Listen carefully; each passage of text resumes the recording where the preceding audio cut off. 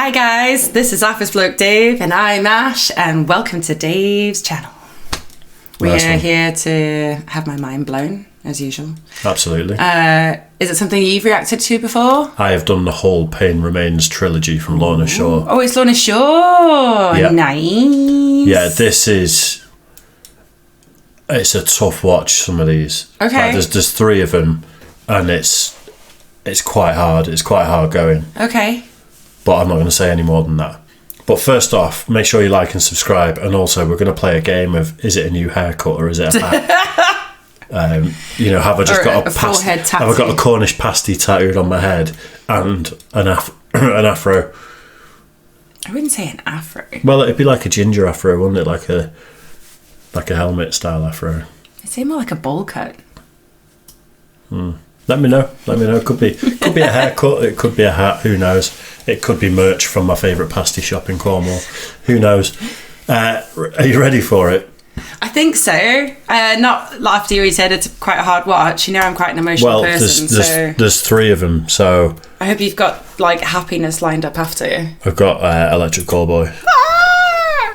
Okay, All right, I'm ready then. Right, so this is Lorna Shore. Pain Remains 1. I think, is there another part to it, or is it just Pain Remains? Dancing Like Flames. Let's do it.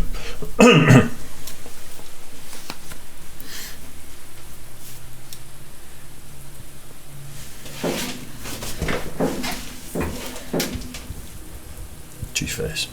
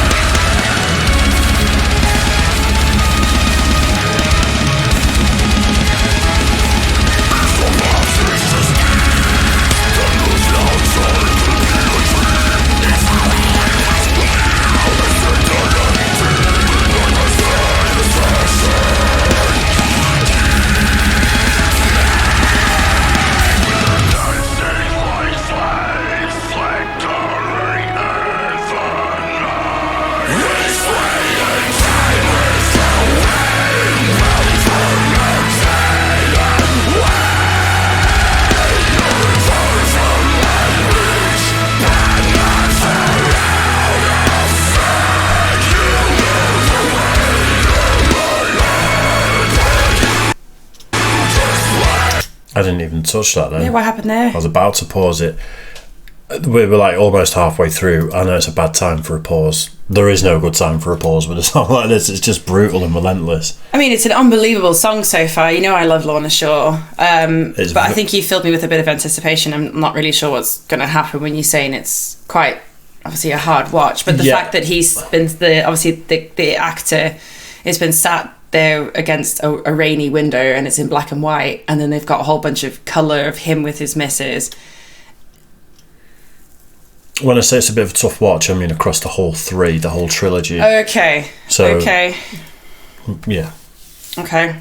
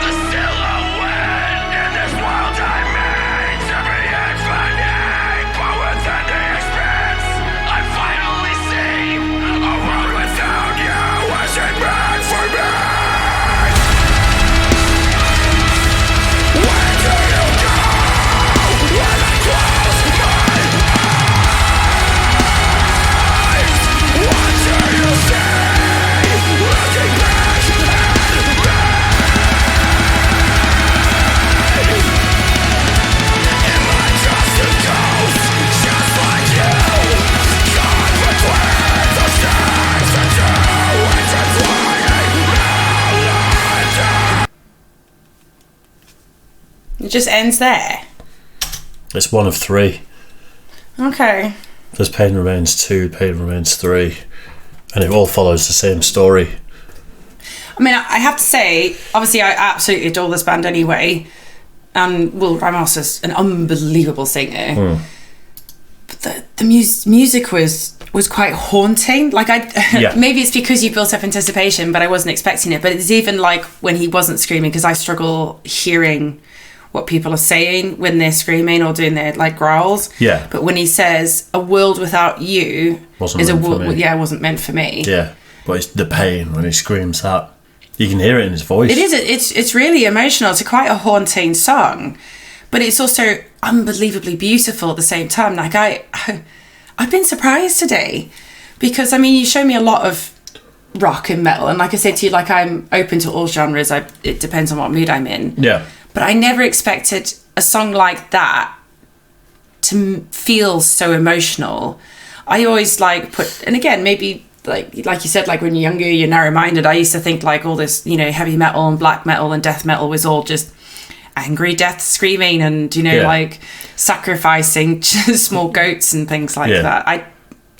I've been surprised today that I really enjoyed that music a lot. I think something Lorna Shore have done really well is take ridiculously extreme music into the mainstream. Yeah. And I don't mean the mainstream as in like, top 10 charts and all. No, but as I said to you, it was what literally turned me to liking this kind of music and getting excited the fact that we're going to go see them. Yeah. How many non-metal fans, who would have never considered listening to metal in a million years, have done a reaction or seen reactions to Will Ramos doing a vocal take, and then from there they've listened to a song and they've gone, whoa, wait a minute. They were a special band. They are a really special band.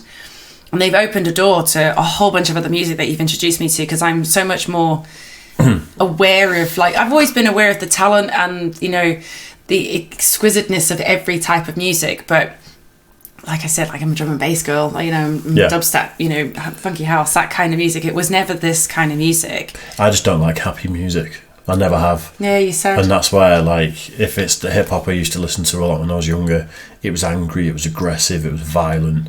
Then I got into metal and even some of the classical stuff, it's got to be sad. I don't. A lot of happy music, which I think a lot of drum and bass that I've heard is quite happy music. It's bouncy, it's lively. I need it because of the way I am and so emotional. The small part of my history where I got into Marilyn Manson and music like that, it ruined me. It made me an emo. It made me always depressed and angry, and I felt that it made me a bad member of society. And I think that's maybe also why I just thought that all music within that genre, those genres were that. Were you an angsty teenager at the same time? Super angsty. You can imagine what the history I told you with my family, and then losing my homeland and moving to a completely different country and to Manchester, and Manchester is my home. No, exactly, and Manchester's my home. But moving here from sunny Zimbabwe to a place that I didn't understand, you guys, I didn't understand the accent, I didn't understand the culture, and it was wet all the goddamn time. That's true.